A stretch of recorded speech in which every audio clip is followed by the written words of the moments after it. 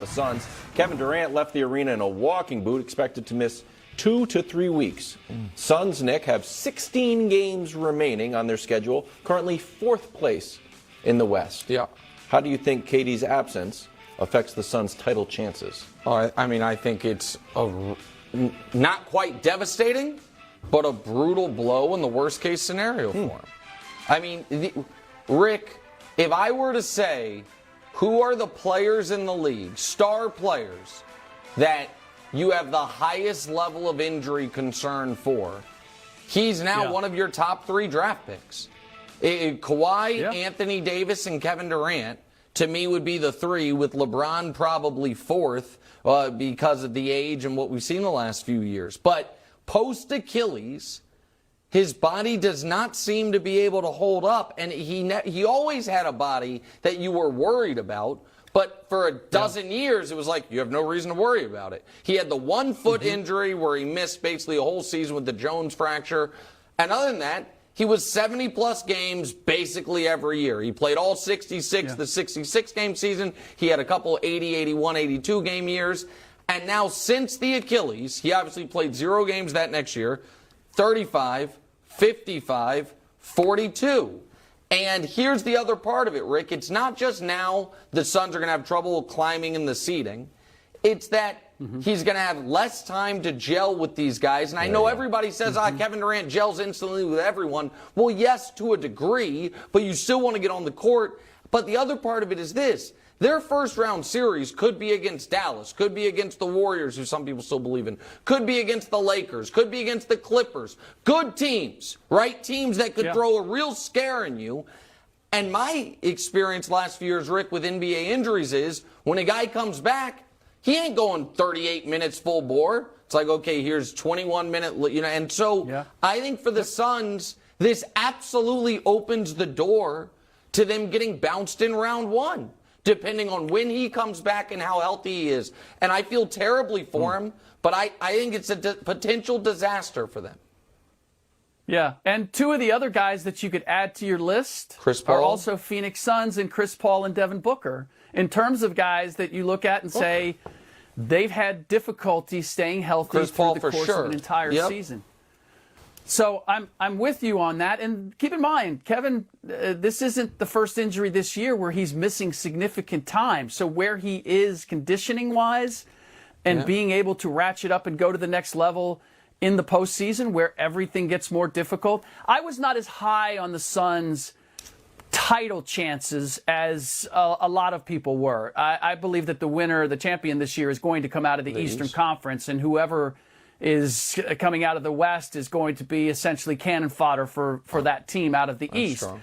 But that said, I don't even know, to your point, I'm not convinced that they necessarily get out of the first round or anywhere close to the conference finals for this. Not just the absence of KD for this stretch, and not just because of the chemistry issues. But too much has been made out of the early start with Kevin Durant. They've played either really bad offensive teams or a really bad defensive team in the Dallas Mavericks, and we've jumped to conclusions that this team is now ready to play anybody in the West. And I need to see them where their defense in particular is going to be challenged. Losing KD, this tells you where their defense is. Losing KD is a major loss for them defensively because in those 3 games, he was one of their top 2 rebounders and one of their best shot blockers. And now they're going to be out without him. And I don't see anything on that roster. Here's the other part. I don't see the depth on the roster or the pieces on the roster that if you told me, well, we'll use 2 or 3 guys to make up for what Kevin Durant does. They don't have it. They've traded him. I don't see the requisite talent to be able to do that. That's right. All right, Nick, question for you. I'm going to give you multiple choice. What are you worried about when we talk about the newness of KD and the Suns? Here are your options. Number 1, end of game, like Luka and Kyrie when they were playing hot potato. Number 2, general strategy, offensive strategy, like when the Nets ran into the Celtics, he was getting bottled up. They didn't have a plan B, but you should have a plan B. Or number 3, general vibes, like, hey, how are Chris Paul and KD going to work out? What are you worried about that they're not going to be able to work out in the regular season? And just if KD's back in the playoffs. The last thing I'm worried about is end of game. Okay. Because of KD's height and shot-making ability, they can do what they did against the Mavs, which is have a broken play that was kind of a disaster, and it doesn't matter because KD can just bail them out. So that it's not the end of games. I think the on-court continuity, particularly on the defensive end, is wildly important for their ability to make a playoff run. And I am also concerned, like, I've made this point before. I made this point before Durant got hurt, but I want to reiterate it here. Whenever we talk about sports and we do our picks, we always add the caveat of if healthy. Yep. But for certain teams, that caveat is more deserved than others. Like last year, I feel like the Milwaukee Bucks got very unlucky in that you had no reason to expect the Middleton injury. He wasn't a historically really injured player. He got hurt, and it's like, damn, probably, in my opinion, cost them a title. But then there are certain times, like the 2018 Rockets, where it's like, oh, Chris Paul had a soft tissue injury late into the postseason. I mean, it is unfortunate, but it's not unforeseeable. The Suns, the Clippers, and the Lakers are the three teams that if in the postseason or lead up to the postseason, they lose a guy due to injury, you can't be like, oh, what are you going to do? Didn't it's like, see that no. coming. And Rick, what is most concerning to me is the way this injury happened. I'm not familiar listen, you've been covering the league longer than me, but I've watched it closely for almost 30 years.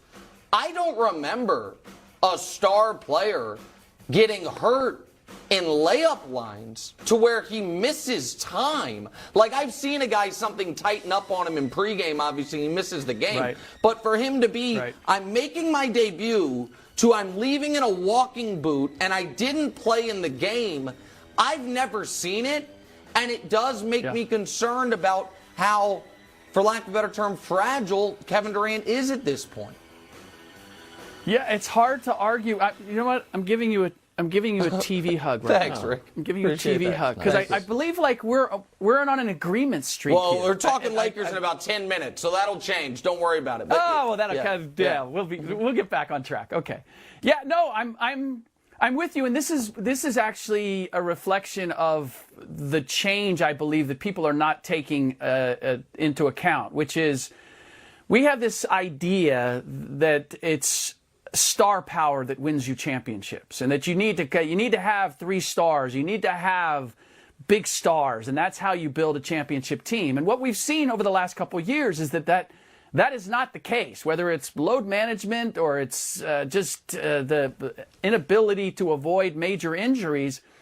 The teams that have depth and versatility and aren't top heavy are the teams that are ending up with being in the finals and ultimately winning it. And so this is, I think, one more example of that. You gave away 3 players, 3 quality players who helped you get to the finals 2 years ago and win 64 games last year to get Kevin Durant, who now is on the shelf, and you don't have the requisite ability to recover from that. Title odds, number 1, Celtics and Bucks tied. I got the Bucks at number 1. Then Denver, and then Phoenix. So this is the most optimistic. You're a smart man, Wild. Thank you. This is the most optimistic view, Nick.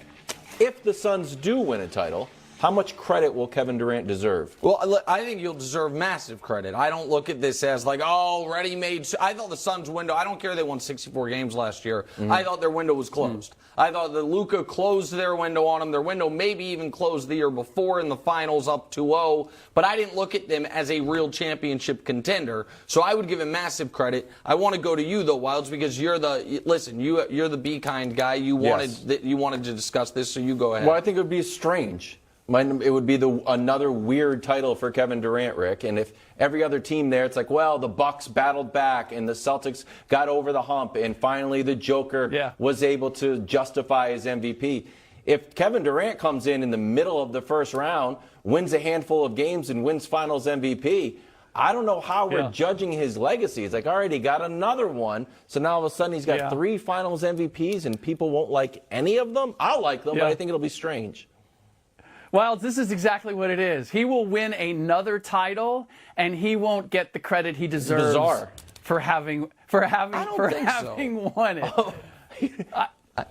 Go ahead, Rick, It's going to sorry. be he joined a super team. It was a team. There will be plenty of reasons to explain why this wasn't really Kevin Durant leading to them a championship, that he took advantage of Chris Paul and Devin Booker and DeAndre Ayton and everything that was around him. Well, in that regard, in that light, it might actually be good for Kevin Durant if we are just going to operate under the assumption they win the title. Like, let's just say that is happening because that's the premise of the question. Then them looking really shaky these next few weeks would be good for them. You know what I mean? Them, because I think they were a shaky team before the trade. Good point. And so if the next few weeks, you see what this team would look like, with obviously now no Mikal Bridges, no Cam Johnson, the guys they traded away. But if they look really shaky, instead of moving up to the 3 line, they're holding on to that 4 line for dear life. And then KD comes in and they look awesome. Yeah.